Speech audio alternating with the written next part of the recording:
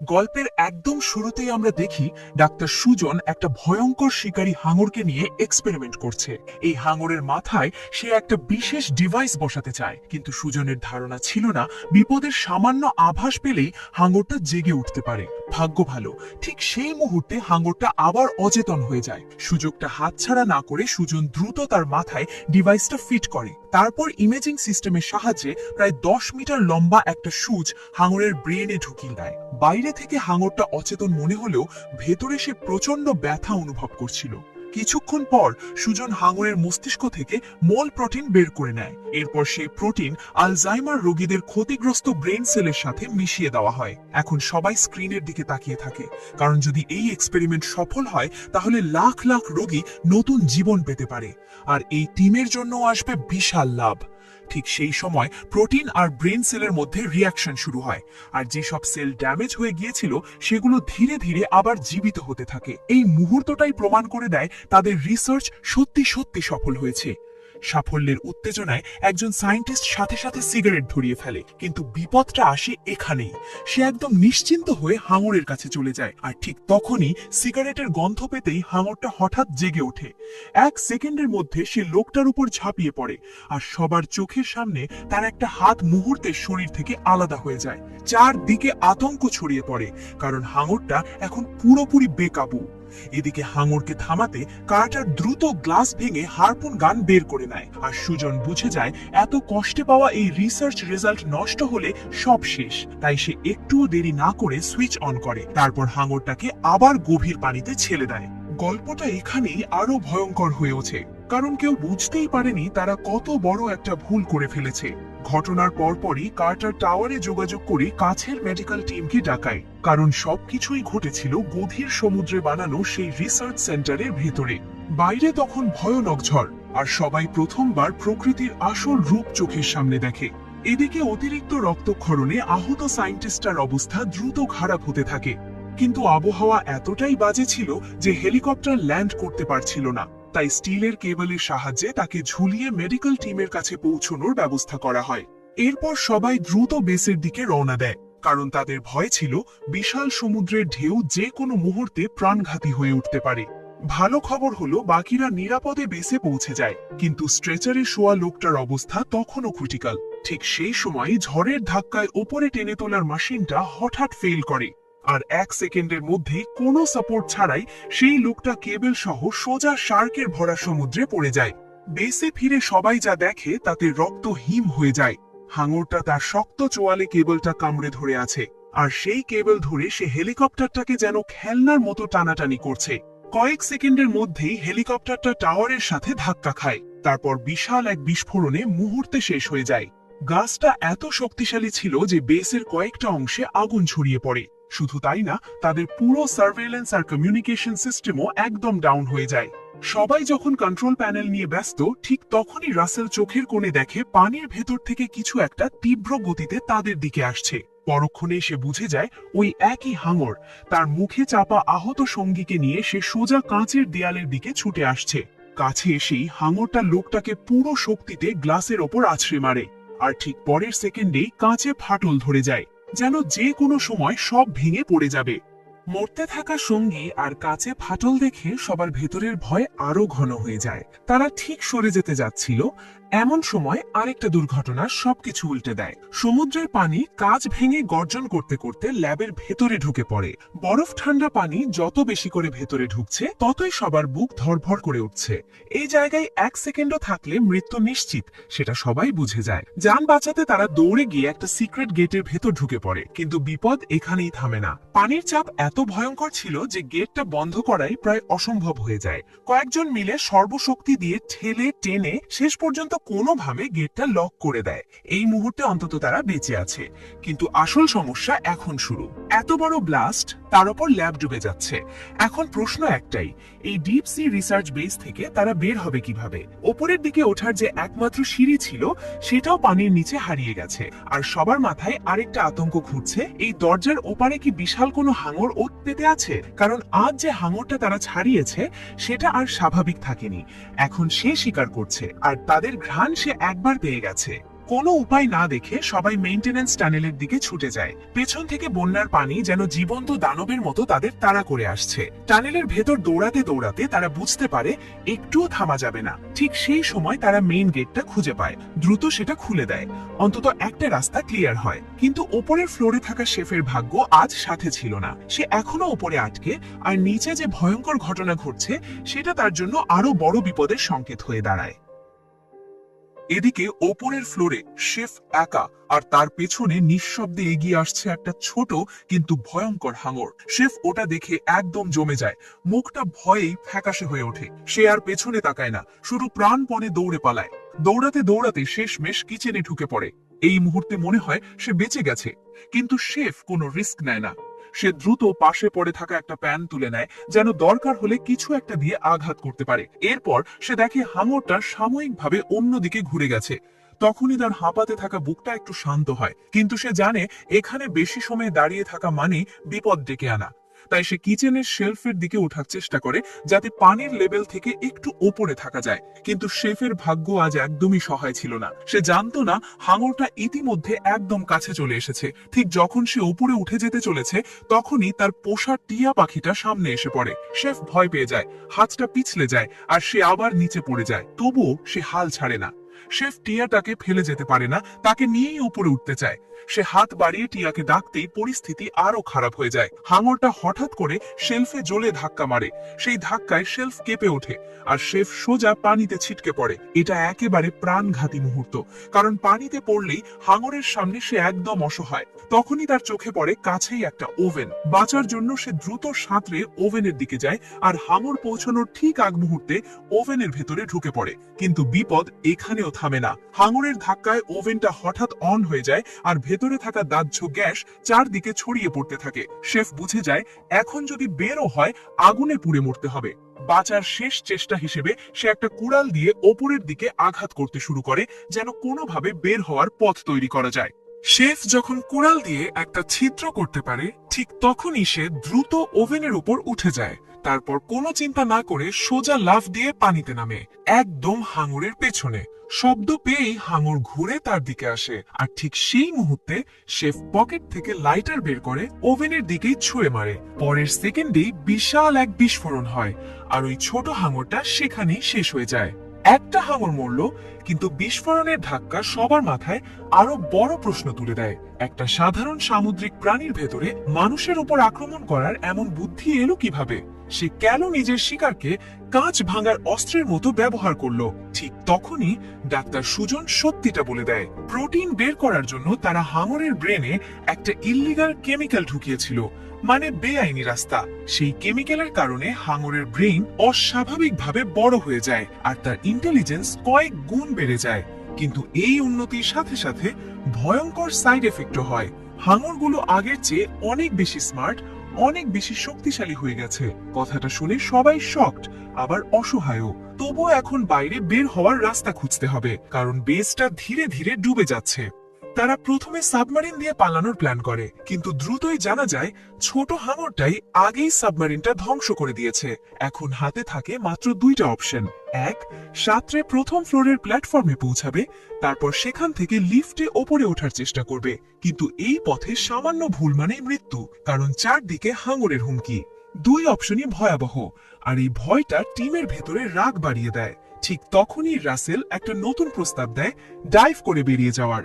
কিন্তু মনে হয় হাঙরের কাছে এই প্ল্যানটা মোটেও পছন্দ হয়নি, কারণ হঠাৎ করে এক বিশাল হাঙর পানি থেকে লাফ দিয়ে উঠে আসে। এক ঝটকায় সে রাসেলকে তার শক্ত চোয়ালে চেপে ধরে, আর তাকে টেনে নিয়ে যায় গভীর পানির দিকে। এই দৃশ্য দেখে সবাই স্তব্ধ হয়ে যায়। মনে হতে থাকে হাঙরটা তাদের ড্রাইভ করে পালানোর অপশনও আগেই শেষ করে দিয়েছে। এখন তারা যেন ধীরে ধীরে ফাঁদে আটকে যাচ্ছে, আর প্রতিটা সেকেন্ডে সেই ফাঁদ আরো টাইট হচ্ছে। বাধ্য হয়ে সবাই সামনে থাকা গেটটা খুলে দেয়, কারণ তাদের মনে হয় এটাই হয়তো ওপরের দিকে যাওয়ার একমাত্র রাস্তা। কিন্তু কয়েক সেকেন্ডের মধ্যেই এয়ার প্রেসারের কারণে সমুদ্রের পানি লিফট শাফটের ভেতর গর্জন করতে করতে ঢুকতে শুরু করে। পরিস্থিতি বুঝে দুইজন মেম্বার নিজের জীবন বাজি রেখে কোনো মতে দরজাটা আবার বন্ধ করে দেয়। এইটুকুতে তারা বাঁচলো ঠিকই, কিন্তু সামনে নতুন বিপদ অপেক্ষা করছিল। উপরে লিফট এরিয়ায় আগের ব্লাস্টের কারণে আগুন লেগেছিল, আর রাখা জিনিসপত্র ফেটে ফেটে উঠছিল। মানে ওপরের দিকটা আগুনে ঝলসে যাচ্ছে আর নিচে পানি উঠছে। ঠিক তখন দরজার ওপাশ থেকে হাঙরের তাণ্ডব শুরু হয়। সে বারবার দরজায় ধাক্কা মারছে, যেন যে কোনো মুহূর্তে ভেঙে ঢুকে পড়বে।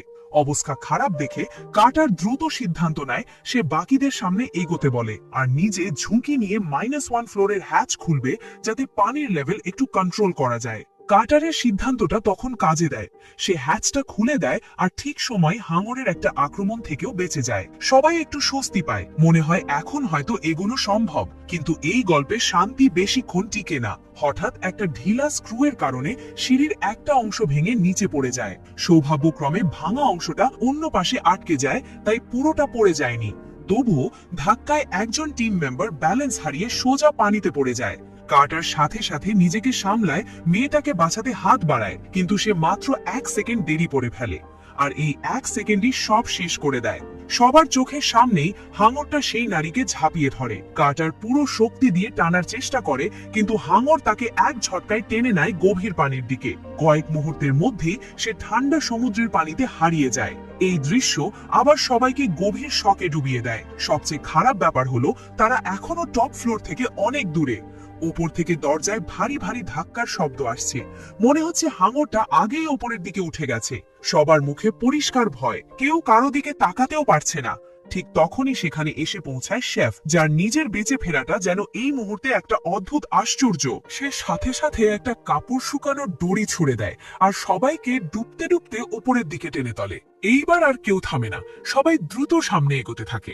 সামনে ছিল একটা পাম্প সিস্টেম, যেটা জেনারেটর চালু করলে পানি বাইরে বের করা সম্ভব। টিমটা দৌড়ে কন্ট্রোল রুমের দিকে যায় আর কোনো মতে জেনারেটর স্টার্ট করতেও সফল হয়। কিন্তু তারা যখনই মনে করে এবার বুঝি বেরিয়ে যাবে, ঠিক তখনই সব আবার উল্টে যায়। হঠাৎ পেছন থেকে হাঙর আক্রমণ করে।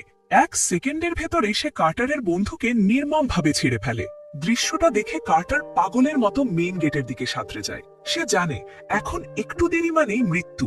ভাগ্য ভালো, ঠিক হাঙরটা তাকে ধরার আগেই গেটটা খুলে যায়, আর একই সময় শেফও সেখানে এসে পৌঁছে। সবাই যখন মৃত্যুর সাথে দৌড়াচ্ছে, ঠিক তখন সুজন আবার একটা বড় ভুল করে বসে। তার মাথায় একটাই চিন্তা, এত পরিশ্রম আর এত কুরবানি যেন বৃথা না যায়। তাই সে একা একা নিজের রুমে ফিরে যায় রিসার্চ ডেটা আর স্যাম্পল নিতে। সে চাবি দিয়ে লকার খুলে তাড়াহুড়ো করে খোঁজে, তারপর দরকারি স্যাম্পল বের করে নেয়। কিন্তু এই তাড়াহুড়োয় সে খেয়ালই করে না পেছনে পানিকে চিরে কিছু একটা তার দিকে এগিয়ে আসছে। প্রথমে যেটা ভেসে ওঠে সেটা একটা রিসার্চ মডেল, মানে পরীক্ষার জন্য বানানো নকল শার্কের মতো কিছু। সুজন এক মুহূর্ত স্বস্তি পায়, কিন্তু ঠিক পরের সেকেন্ডে পানির উপরিভাগে আরো বড় কিছু উঠে আসে। এবার সেটা নকল নয়, একদম আসল হাঙর। কোনো সতর্কতা ছাড়াই হাঙরটা সুজনকে টার্গেট করে হামলা করে বসে। সুজন পালাতে পারে না, কারণ বের হওয়ার রাস্তা কার্যত বন্ধ। বাধ্য হয়ে সে দ্রুত একটা শেলফের উপর উঠে পড়ে, নিজের ব্যালেন্স ধরে রাখার চেষ্টা করে। কিন্তু হুড়োহুড়িতে তার মূল্যবান রিসার্চ ফাইলগুলো পানিতে পড়ে যায়। সুজনের চোখে আতঙ্ক, তবুও সে থামে না। সে 2 সেকেন্ড দাঁড়িয়ে থাকে, তারপর আবার নিচের দিকে ঝুঁকে পড়ে ফাইলগুলো তুলতে। আর ঠিক সেই সময় হাঙরটা আবার তার দিকে এগিয়ে আসে। এখন সুজনের মাথার উপর যেন মৃত্যু ঘুরছে। ঠিক তখন তার চোখ পড়ে ওপরে ঝুলতে থাকা একটা জ্বলন্ত বাল্বের দিকে। আর এই মুহূর্তে তার মাথায় একটা ভয়ঙ্কর আইডিয়া চলে আসে, যেটা কাজ করলে সে বাঁচতে পারে, আর না হলে এখানেই সব শেষ। সুজনের মাথায় তখন একটাই প্ল্যান, হাই ভোল্টেজ কারেন্ট দিলে হাঙর মারা যেতে পারে। সে সাথে সাথে একটা তার খুলে নেয়, তারপর পরের আক্রমণের জন্য অপেক্ষা করতে থাকে। ঠিক যেই মুহূর্তে হাঙরটা ঝাঁপিয়ে পড়তে আসে, সুজন বিদ্যুতের তারটা সোজা তার মুখের ভেতর ঢুকিয়ে দেয়। প্রচন্ড শক খেতে খেতে কয়েক সেকেন্ডের মধ্যেই সেই হাঙরটা ছটফট করে মারা যায়। কিন্তু পানি ভরে যাওয়া রিসার্চ ডেটা দেখে সুজনের বুকের ভেতর হু হু করে ওঠে। তার এখন প্রচন্ড আফসোস হয়। সে বুঝে যায় শুরুতেই হাঙরকে ছেড়ে দেওয়া ছিল তার জীবনের সবচেয়ে বড় ভুল। কিন্তু এখন ভাবার সময় নেই, কারণ বাকি দুজনের সাথে সে আবার মুখোমুখি হয়, আর তাদের সামনে পরিস্থিতি আরো খারাপ।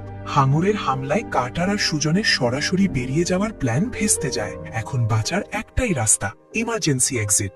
কিন্তু সমস্যা হলো দরজা খুললেই পানি ঝড়ের মতো ভেতরে ঢুকে পড়বে। তাই তারা আগেই ফায়ার এক্সটিংগুইশার প্রস্তুত করে রাখে, যাতে প্রেসার ব্যালেন্স করা যায়। তারপর তারা ইচ্ছা করেই রুমে পানি ঢুকতে দেয়। পানি যখন মাথার উপর পর্যন্ত উঠে যায় তখনই তারা হ্যাচটা খুলে দেয়। বাইরে বেরিয়ে তিনজন একসাথে ফায়ার এক্সটিংগুইশার অন করে দেয়। মুহূর্তে অসংখ্য বুদবুদ চারদিকে ছড়িয়ে যায়, আর এই বুদবুদের আড়ালে হাঙরটা কনফিউজড হয়ে যায়, ঠিক বুঝতে পারে না তারা কোন দিকে। এই ট্রিকটাই কাজ করে। কোনোভাবে তিনজন অবশেষে পানির উপরিভাগে উঠে আসে, কিন্তু সুখের নিঃশ্বাস নেওয়ার আগেই আবার আঘাত। হাঙরটা হঠাৎ শেফকে ছাপিয়ে ধরে আর তাকে কয়েক মিটার দূরে টেনে নিয়ে যায়। দৃশ্যটা দেখে মনে হয় শেফ এবার শেষ, কিন্তু শেফ হার মানে না। সে গলায় ঝুলানো ক্রসটা বের করে, তারপর সর্বশক্তি দিয়ে হাঙরের চোখে আঘাত করতে থাকে। কয়েকটা আঘাতের পর হাঙরটা একটু ঢিলে দেয়, আর শেফ আবারও মৃত্যুর মুখ থেকে বেরিয়ে আসে। এটা দেখে কার্টার আর সুজন দুজনেই স্তব্ধ। কার্টার আবার পানিতে লাফ দেয় শেফকে টেনে আনার জন্য, আর শেফ কোনোভাবে ভাঙা মাটির টুকরো মানে মাছার মতো কিছুর ওপর উঠে বসে। সুজন দ্রুত তার ক্ষতে ব্যান্ডেজ বেঁধে দেয়, যাতে অতিরিক্ত রক্তক্ষরণ আপাতত থেমে যায়। চারদিকে ছড়িয়ে থাকা এসব দেখে তাদের মাথায় একটা ভয়ঙ্কর সত্য পরিষ্কার হয়ে যায়। আগে নিচের দিকে যে শক্ত দেয়ালগুলো ছিল সেগুলো দিয়ে চাইলে হাঙরকে ভেতরেই আটকে রাখা যেত, কিন্তু এখন পুরো স্ট্রাকচারটা ধীরে ধীরে ডুবে যাচ্ছে, আর উপরে শুধু পাতলা আয়রন গ্রিল। মানে হাঙরটা আর কোনো কন্টেনমেন্টে আটকে নেই। এখন সে শুধু মানুষ মারতে চায় না, সেই মানুষের বানানো পিঞ্জর ভেঙে খোলা সমুদ্রে বেরিয়ে যেতে চায়। আর সেটা হলে পৃথিবীর জন্য বিপদ আরো বড় হবে, তাই তাকে শেষ করতেই হবে। কার্টার আর সুজন দ্রুত অ্যাকশন নেয়। তারা সব সিগন্যাল ফ্লেয়ার থেকে বারুদ বের করে এক জায়গায় জমা করে, তারপর সেটা একটা হারপুন সেটআপে ভরে। প্ল্যানটা খুব সোজা। হারপুনটা ঠিক নিশানায় লাগলেই তারা তার দিয়ে ব্যাটারির সাথে কানেক্ট করবে আর প্রচন্ড কারেন্ট দিয়ে হাঙরকে উড়িয়ে দেবে। কিন্তু সমস্যা একটাই, ওই হাঙরও বোকা না। সেই সময় তার পুরো ফোকাস ছিল দরজা ভাঙায়। সে কার্টারকে ঠিকমতো নিশানা করতে সময়ই দেয় না। হাঙর ওপরে উঠে আসছে না দেখে সুজান একদম চরম সিদ্ধান্ত নেয়। একটা ভাঙা মেশিনের ধারালো টুকরো দিয়ে সে নিজের হাতের তালু কেটে দেয়, তারপর সোজা পানিতে লাফ দেয়। সে নিজেকেই চারা বানাচ্ছে, ইচ্ছা করে রক্ত বের করছে যাতে গন্ধে হাঙর টানে। সুজনের মাথায় তখন শুধু অপরাধবোধ। নিয়ম প্রথম ভেঙেছিল সেই, বেআইনি কেমিক্যালে হাঙরের ব্রেন বড় করেছিল সে, আর হাঙরটাকে ছেড়েও দিয়েছিল সেই। তার মনে হয় ভুল যদি তার হয় তাহলে শেষটাও তার হাতেই হওয়া উচিত। রক্তের গন্ধ পেতেই হাঙর দরজা ভাঙা ছেড়ে ঘুরে যায় আর সুজনের দিকে ঝাঁপিয়ে আসে। কিন্তু চালাক হাঙরটা ঠিকমতো সারফেসে উঠছে না, সে নিচে নিচেই ঘুরছে, যেন পরিকল্পনাটা ভেস্তে দিতে পারে। কার্টার বুঝে যায় সুজনের প্ল্যান কাজ করছে না। তাকে বাঁচাতে এক মুহূর্তও না ভেবে কার্টারও পানিতে লাফ দেয়। আর ঠিক তখনই ঘটে সেই দৃশ্য যেটা দেখার সাহস কারোর ছিল না। পরের মুহূর্তে হাঙরটা সুজনকে নির্মমভাবে টুকরো টুকরো করে ফেলে। কার্টার শুধু হতবাক হয়ে তাকিয়ে থাকে, যেন শরীর নড়তেই পারছে না। রক্তের গন্ধে হাঙর এবার কার্টারকেই টার্গেট করে। সে ধীরে ধীরে তার দিকে এগিয়ে আসে। হাঙর আক্রমণ করতেই কার্টার ভয় পায় না। সে নিজের দ্রুত সাঁতারের জোরে আঘাতটা এড়িয়ে যায়, আর সুযোগ পেতেই হাঙরের ফিন ধরে নিজের শরীরকে জোরে ঠেলে দূরে সরিয়ে নেয়, যেন পরের আক্রমণটা আবারও মিস করানো যায়। এখন বাকি আছে শুধু একটাই কাজ, এই দানবকে শেষ করা। ঠিক সেই সময় শেফ আবার দায়িত্ব নিয়ে নেয়। সে হারপুন গান তুলে নেয়, একদম প্রস্তুত হয়ে দাঁড়িয়ে পড়ে। তার চোখ একটাই জায়গায়, হাঙরের ফিন। সুযোগ পেলেই সে হারপুন ছুড়বে, তারপর ব্যাটারির সাথে তার লাগিয়ে কারেন্ট দিয়ে হাঙরকে উড়িয়ে দেবে, ঠিক যেমন প্ল্যান ছিল। কয়েক সেকেন্ড পর হাঙরটা যখন একবার ঘুরে আসে, শেফ আর ভাবেনি। সে এক ঝটকায় হারপুনটা ঠিক ফিনে ছুঁড়ে মারে। কিন্তু ঠিক সেই মুহূর্তে একটা মারাত্মক ভুল হয়ে যায়। হারপুনটা ফিন চিরে সামনে বেরিয়ে আসে, আর সাথে সাথে কার্টারের পায়ের ভেতর দিয়েও আর পারের মতো ঢুকে যায়। এখন কার্টার আর হাঙর একই তারে আটকে গেছে। তারটা তীব্র গতিতে টানছে, আর পরিস্থিতি একদম কাঁচা বারুদের মতো। কারণ কার্টার যদি সময় মতো নিজেকে হাঙর থেকে আলাদা না করতে পারে, তাহলে শেফ ব্যাটারির সাথে তার লাগালে বিশাল বিস্ফোরণ হবে, আর কার্টারও হাঙরের সাথে সেখানেই শেষ হয়ে যাবে। কিন্তু আলাদা হওয়া সহজ না। হাঙরটা ইতিমধ্যে জালি ভাঙতে ভাঙতে বেসের বাইরে বেরিয়ে যাওয়ার একদম কাছাকাছি। সবকিছু যেন এক সেকেন্ডের খেলায় দাঁড়িয়ে। ঠিক তখনই কার্টার শেষ শক্তিটা জড়ো করে জালটা শক্ত করে ধরে ফেলে, আর নিজের শরীরকে টেনে ফিন থেকে আলাদা করে নেয়। এইটাই ছিল তার বাঁচার একমাত্র সুযোগ, আর সে সেটা ঠিক সময়েই কাজে লাগায়। কার্টার আলাদা হতেই শেফার দেরি পারে না। সে ব্যাটারির সাথে তারটা কানেক্ট করে দেয়। পরের সেকেন্ডেই ভয়ঙ্কর এক বিস্ফোরণ হয়। ধাক্কাটা এতটাই শক্তিশালী ছিল যে হাঙরটা সেখানেই শেষ হয়ে যায়, একেবারে চিরতরে। চারপাশে পানি আর ধোঁয়া। কিন্তু কয়েক মুহূর্ত পর যখন সব একটু পরিষ্কার হয়, শেফ দেখে কার্টার এখনো বেঁচে আছে। তার কালচে মুখে আবার হাসি ফিরে আসে, যেন এতগুলো মৃত্যুর পর এই একটুকু বাঁচা তাদের কাছে সবচেয়ে বড় জয়। এইভাবেই অনেক সঙ্গীর কুরবানি দিয়ে তারা শেষ পর্যন্ত হাঙরের সন্ত্রাস থামিয়ে দেয়। আর এখানেই এই দারুণ মুভিটাও শেষ হয়ে যায়। আর হ্যাঁ, তোমাদের কাছে একটা প্রশ্ন, এই এক্সপ্লেনেশনটা কেমন লাগলো? ভালো লাগলে ভিডিওটা লাইক করে চ্যানেলটা সাবস্ক্রাইব করে ফেলো। আর যদি এই মুভির সেকেন্ড পার্টের এক্সপ্লেনেশনও চাও তাহলে কমেন্ট করে জানিয়ে দাও।